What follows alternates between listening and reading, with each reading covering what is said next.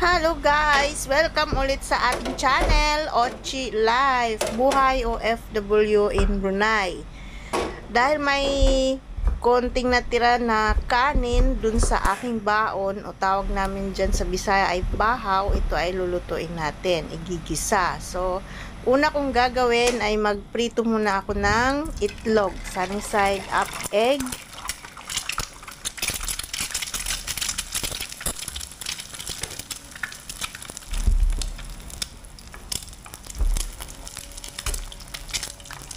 Gusto ko sa itlog ko ay ganyan lang ang pagkaluto.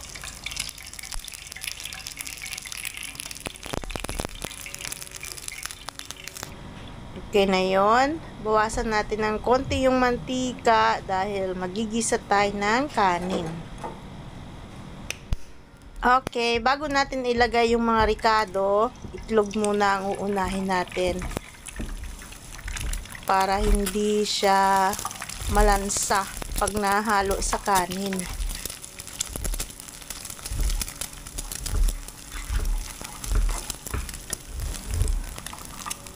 Sibuyas puti,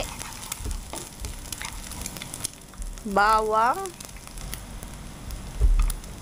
lagyan ko rin siya ng konting Thai chili at curry leaves powder. Dapat ilalagay ko dito ay yung dahon ng sibuyas kasi wala. So kung anong meron lang sa ref, yan lang po muna. Tapos lagay na natin yung bahaw na kanin. Ayan, nilagyan ko ng ginisa mix na kampong style para may lasa naman yung ating fried rice. Hindi na ako gumamit ng tuyo dito, bali yun lang ginisa mix.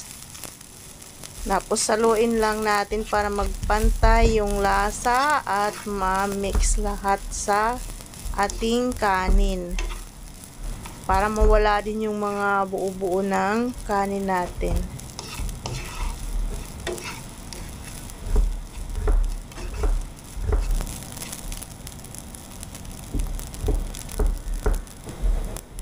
Okay na ang ating fried rice. Lipat natin sa ating plato.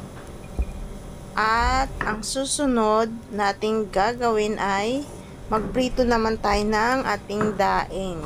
May daing tayo na galing Pinas.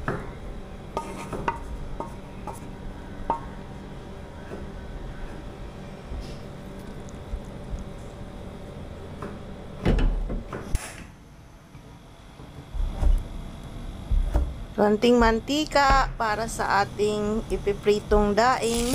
So, yan na. Prito na natin. Hinugasan ko na po yan. Tapos, pinadry ko na din.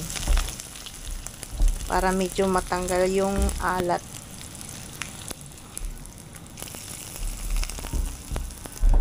Yan na. Malapit na tayong makakain.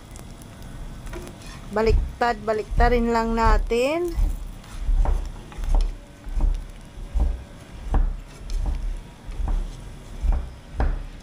Luto na. Thank you guys for watching. Kainan na. Ayan, ang ating fried rice. Kita-kita ulit tayo sa susunod mga video. Bye!